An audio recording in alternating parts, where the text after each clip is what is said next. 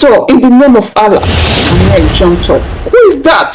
He pulled me and we jumped off the balcony into the bush behind the house. We ran barefoot for hours. But how did we even end up in Kano?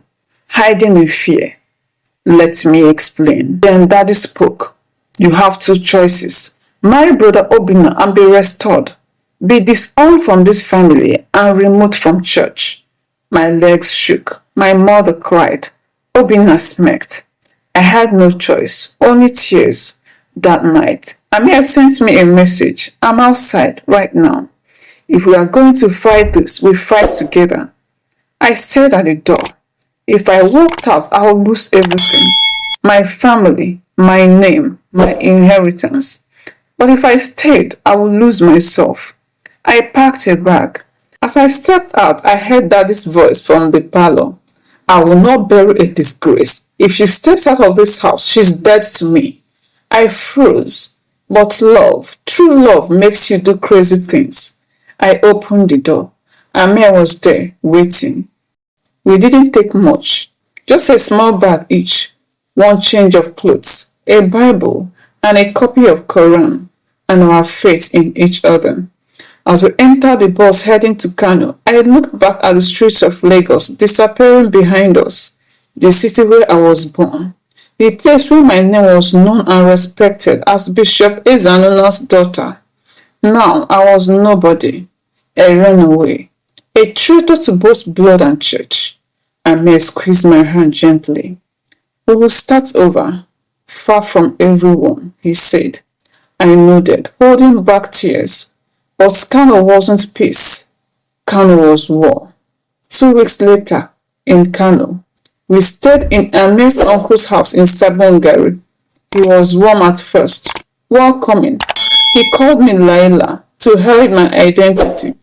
We were told to keep quiet, stay indoors and not draw attention. But something changed when Amir's cousin, Kabir, returned from Maiduguri. From the moment he saw me, I felt something in his stare. Not curiosity, something darker.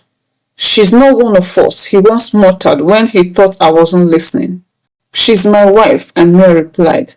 Kabir hissed. "You've brought shame. You should have left her in Lagos." That was the first warning sign.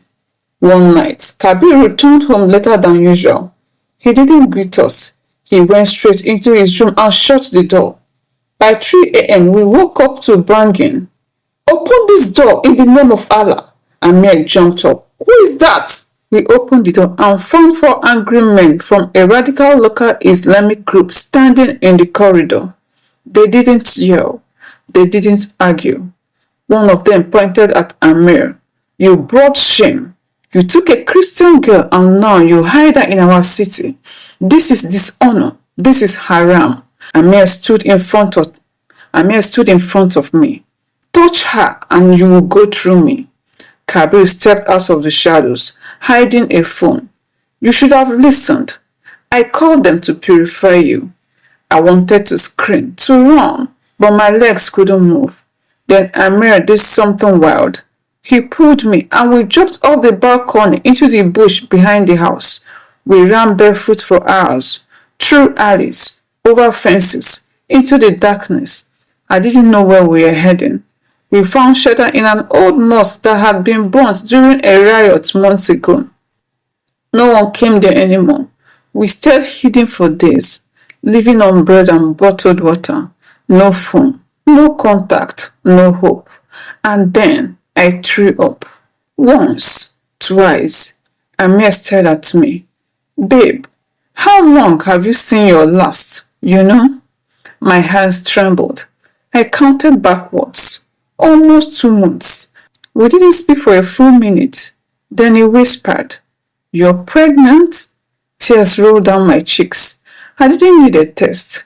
Yes, I was. And now everything was worse. Meanwhile, in Lagos, Bishop Ezanua stood on the altar, eyes burning with fury. Fire of Zion Ministries was packed. Oil was poured. Incense lit. "They took my daughter," he declared.